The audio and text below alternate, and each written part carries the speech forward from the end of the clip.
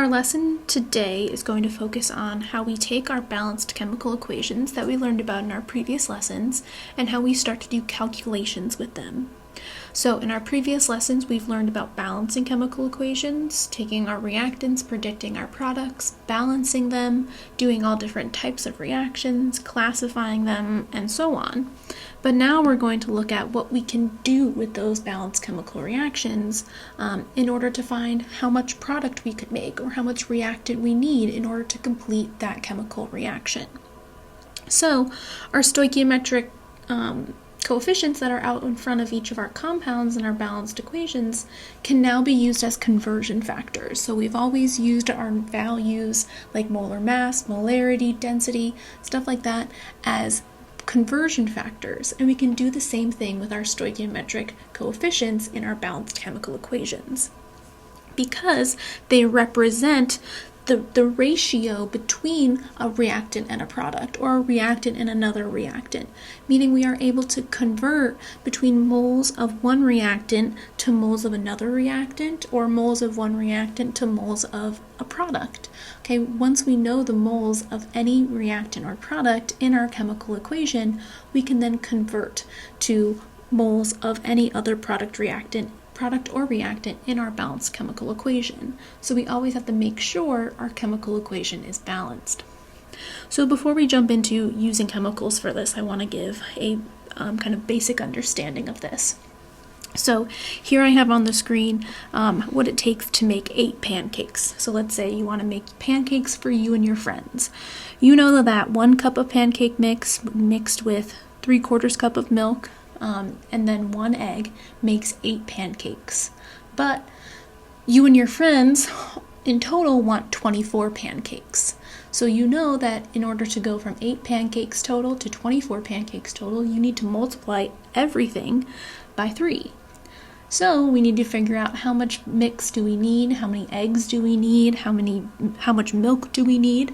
Okay, so the equation we have here, or the conversion we have here, is saying if I know it takes 1 egg to make 8 pancakes, and I want to make 24 pancakes, how many eggs do I need? So we start with the value of the that was given in the problem. I want to make 24 pancakes. How many eggs do I need? We then convert using that ratio of 1 egg per every 8 pancakes. And we get a value of 3 eggs out. That conversion between eggs and pancakes is a stoichiometric factor. We used the 1 from the egg and the 8 from the pancakes, just like we could use 1s and 2s and 3s and 4s from our stoichiometric coefficients in our balanced chemical equations. This right here is a balanced chemical type equation. Baking and cooking is chemistry, so we can use the same concepts here. Now we kind of have a roadmap down here at the bottom for how we can do these conversions based off what we are given in a chemical reaction in a chemical equation or a problem where we're trying to solve how much product or reactant we have or need. So if we're given grams of substance A, well, we automatically know our moles of substance A. We know how to convert from grams to moles of a substance because we know its molar mass. As long as we know what that substance is, we can calculate its molar mass and find the moles. So that's what our first step is telling us here. Use the molar mass to convert between grams and moles. Once we have moles of compound A, whatever compound that is, it could be a product, it could be a reactant, okay? We can then use our stoichiometric conversion factor, also referred to as a mole-to-mole ratio. Okay, we can use that conversion factor to convert between moles of A and moles of B, which is any other product or reactant in your balanced chemical equation. Those components A and B must be in the same balanced chemical reaction. So in our example here, we went from moles of A, which were pancakes, to moles of B, which were eggs. That's how we converted between the two. In order to do that, we used a stoichiometric conversion factor, where we put the stoichiometric factor of A on the bottom because we want to get rid of it. As we've seen with our other lessons, the value that we want to get rid of in our conversion is always on the bottom, whereas the value we want to keep is typically in the top. So that would be the moles of B. We want to get from moles of A to moles of B. So we put our stoichiometric conversion, or our stoichiometric factor for B in the top of that conversion. Once you have moles of B, you can then use your molar mass to convert to grams of B. We know how to do that as well. So what this portion of our chapter is looking at is we've done these two parts. We've taken grams, converted them to moles. We've taken moles and converted them to grams. We've done both of those parts individually. The new part now is using our mole-to-mole ratio. So in order to use it, we just have to make sure we have moles of A in order to convert to moles of B. Once we do that conversion, we just use our prior knowledge to then convert from moles of B to grams of B. So let's learn a little bit more about what these calculations mean. So we can use our balanced chemical equations to predict how much product will form if we know how much reactant was used. We can also predict how much reactant is needed in order to give a specific amount of that product. So that was like our previous example. I wanted 24 pancakes, that was my product.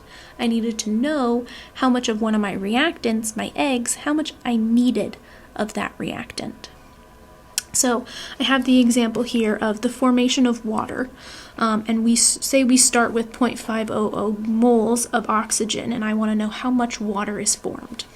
Well, the first thing we need to do with this type of problem is to write out our balanced chemical equation. We cannot do these problems without a balanced chemical equation.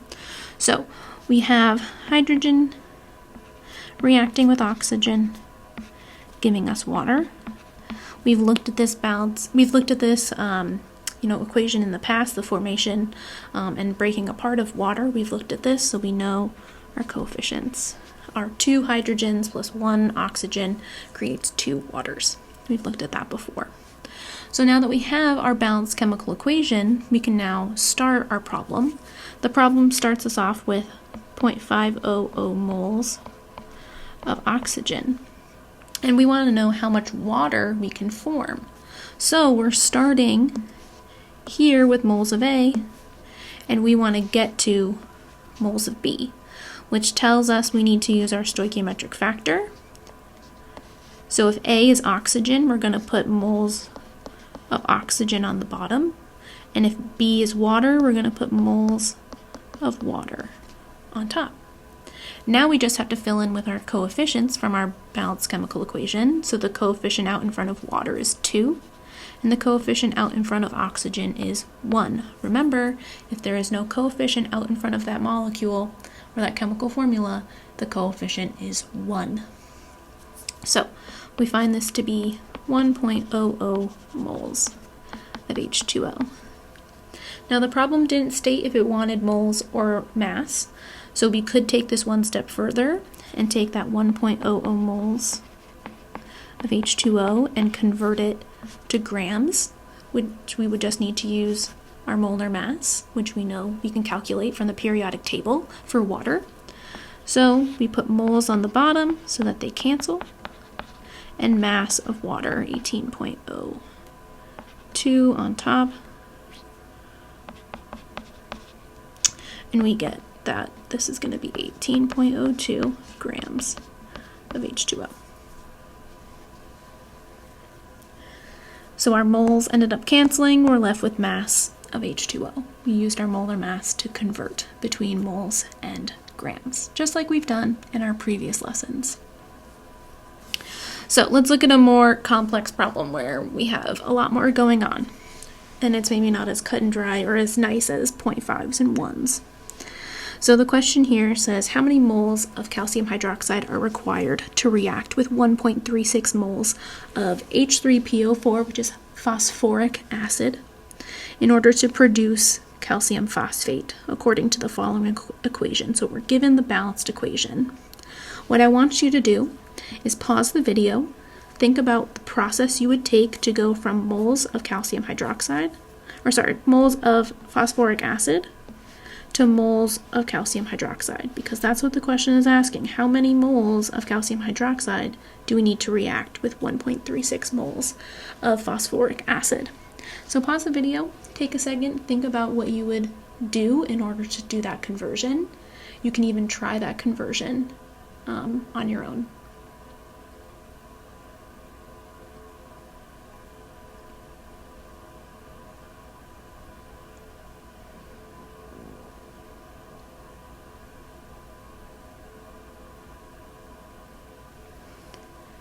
Okay, so we can look at our roadmap here, and we're starting with moles of A, and we want to get to moles of B. So we only need to do a one-step conversion here. We just need to use our stoichiometric factor. So since we have our balanced chemical equation, we can then use that to calculate moles of calcium hydroxide. So we start with the 1.36 moles of H3PO4. Okay, and what we're going to do is use our stoichiometric factor. Moles of A is going to be moles of H3PO4, so we're going to put moles of H3PO4 on the bottom, and moles of CaOH2 calcium hydroxide on the top, because that is what B is, so B needs to be on top. We then look at our balanced chemical equation. The coefficient out in front of phosphoric acid is 2, and the coefficient out in front of calcium hydroxide is 3. So now that we have those set up, we're going to see that moles of H3PO4 cancel, and we're left with moles of calcium hydroxide, which is what we want. That's what the problem asked for. So we can solve by taking 1.36, multiplying it by 3. I'm just taking the top pieces, multiplying them together, and then dividing by the bottom, so dividing by 2. And we get 2.04 moles of calcium hydroxide. Okay, so our next problem here asks us to just take a second and think about what our stoichiometric conversion factor, our mole-to-mole ratio, is going to be for the given balanced reaction.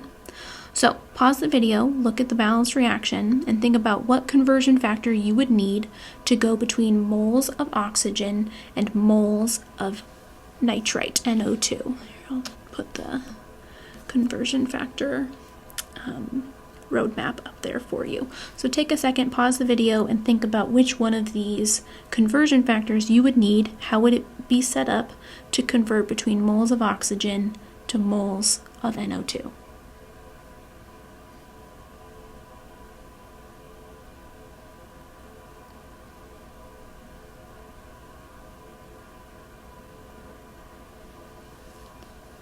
If we're starting with moles of oxygen and I want to get to moles of NO2, I need to use a conversion factor where moles of oxygen are on the bottom and moles of NO2 are on the top, because what we don't want, we want to get rid of, is in the bottom, and what we do want, what the problem is asking for, goes on the top. So we have to use a conversion factor that has NO2 in the top and O2 in the bottom. So that automatically gets rid of A, and it automatically gets rid of B. Now we need to look at the molar coefficients that are out in front in order to see which one we can use to convert. So oxygen has a 7 out in front of it, so 7 would go there. And NO2 has a 4 in front of it, so the 4 would go here. So looking at our remaining conversion factors, E would be our final answer for that, which is what we see here. So now what I want you to do is use that. Let's see if I can get rid of this. So you have that conversion factor. I'll just type it down here. 4 moles of NO2 for 7 moles of O2. So let's use that conversion factor.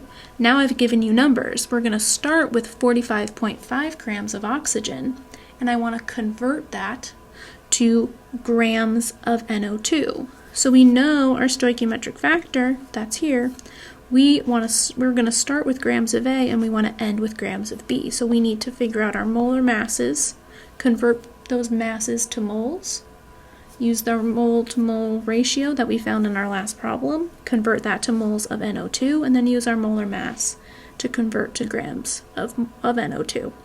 So pause the video, set up this problem, solve the problem, see if your answer is on the given list of possible answers here, and we'll go over it in a second.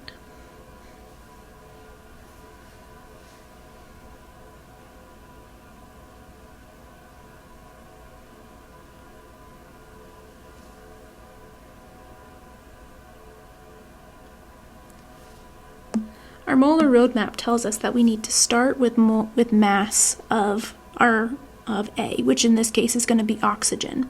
So we're going to start with our 45.5 grams of oxygen. We then have to use our molar mass of oxygen to convert between moles and grams. So 1 mole of oxygen is going to go on top, and the molar mass of oxygen is going to go on the bottom. Now we have to remember that oxygen in its molecular state is O2. So we have to make sure we take the molar mass of oxygen, just O, from the periodic table and multiply it by 2. So that would be 32.0 grams of oxygen. So that cancels out our grams of oxygen. We're left with moles of oxygen, meaning we can now use our mole to mole ratio, which cancels out moles of oxygen. We're then left with moles of NO2. And once we have moles of NO2, we have to use our molar mass of NO2 to get to grams, which is our final answer, which is what the question is asking. So 1 mole of NO2 goes on the bottom because we want to cancel out moles. And we want to have grams on top because that's what we want to be left with.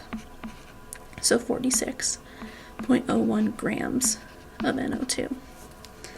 So let's take this. We're going to multiply all of our values from the top. 45.5 times 4 times 46.01 divided by the bottom, which is 32 times 7. So our answer there is 37.3831. Now our problem has 3 sig figs, so this would be 37.4 grams of NO2, which is answer A, which is the correct answer for this problem. So what we did was we took our mass of oxygen given in the problem, we divided it by its molar mass in order to convert between mass and moles. We then used our mole to mole ratio from our previous problem to get rid of moles of oxygen and convert to moles of NO2. And then once we have moles of NO2, we just use our molar mass of NO2 to get mass of NO2 total from this reaction. So we looked at this small kind of roadmap up here to go between grams and moles and grams. But this can be extended to an even larger scale molar roadmap, okay?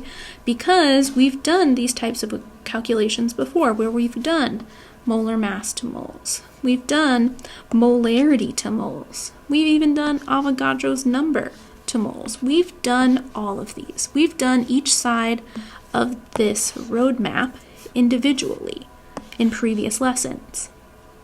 Now what we're adding in is our stoichiometric factor to convert or to connect those two sides of this roadmap.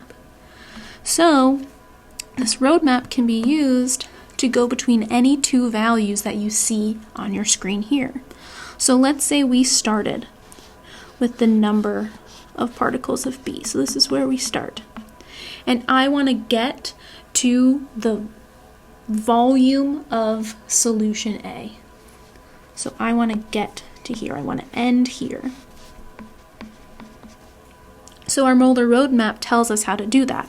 So we would start at our number of particles of B. We would use Avogadro's number to convert to moles of B. We know how to do that. We've done that in previous lessons.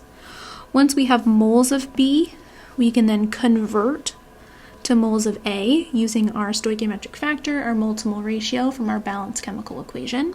Okay, we can use that because the only way to go between two different chemical substances is through a mole-to-mole ratio. That is the only way we can go from A to B or B to A.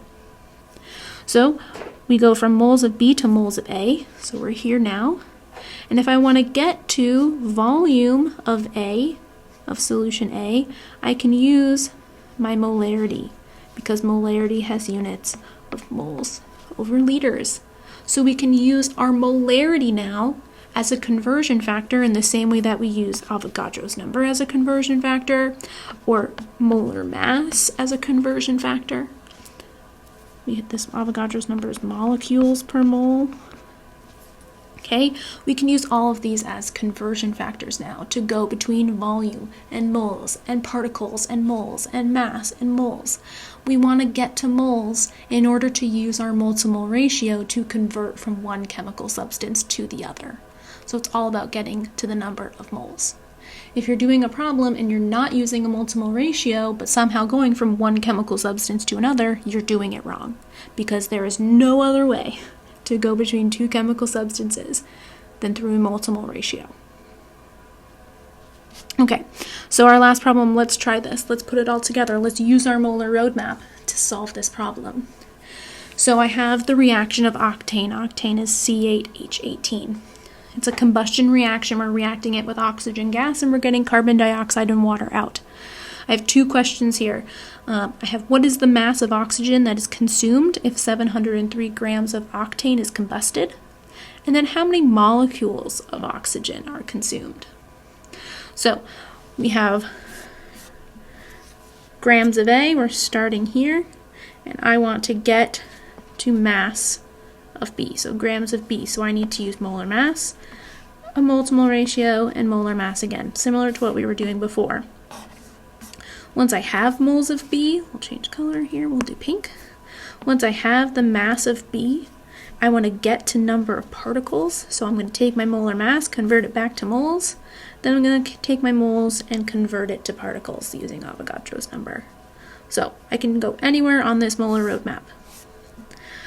So let's look at the first problem. 703 grams of octane is combusted. What's the mass of oxygen consumed? So we're going to start with 703 grams of octane, which is C8H18. Our first step was to convert using our molar mass. So we put our molar mass on the bottom, which is 114.26 grams of octane,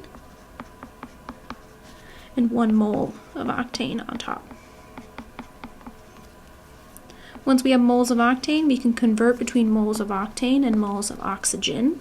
So for every 2 moles of octane, there are 25 moles of oxygen. Now that I've canceled out my moles of octane, I have moles of oxygen left. I want to get to mass of oxygen, so I just use my molar mass of oxygen, which we found in our previous example. It's 32.0 for every 1 mole of oxygen, and this gives out 703 times 25 times 32 divided by 114.26 times 2. We get 2461.05 grams of oxygen were combusted. Now with sig figs, this would be 2.46 times 10 to the 3rd grams of oxygen. Our next question asks us how many molecules of oxygen are consumed. So I want to go from that mass of oxygen to molecules. So we start with our 2.46 times 10 to the 3 grams of oxygen. We're going to use our conversion factor from up here now, except we're going to flip it. We're going to put moles on top now to go backwards. And once we have moles of oxygen, grams are canceled. We can then use Avogadro's number, which is 6.022 times 10 to the 23rd molecules for every 1 mole of oxygen. So moles of oxygen will cancel out. We're left with molecules of oxygen, and our answer for this is then, let's see, multiply that answer by 6.022 times 10 to the 23rd, divide it by 32, and we get 4.63 times 10 to the 25 molecules of oxygen. 3 sig figs to match our previous answer. So, the big takeaways that I want to bring from this is that we've done these conversions before. Okay, we've seen half of these conversions. Each half of this molar roadmap we have seen before. We are now just adding in one new piece to connect both of those sides of our molar roadmap together. It is the bridge between both sides. Okay, so we can take any of our known values, our molar mass, our molarity, our Avogadro's number. Somehow we have to get to moles. Once we get to moles of one substance, we can convert it to the moles of any other substance in our balanced chemical equation. Once we have moles of the other product or reactant, we can do anything we want with it. Convert it to mass, convert it to molarity, convert it to particles. We can do anything from that mole value. What I do want to point out and make sure that we're all clear on is we want to start labeling everything.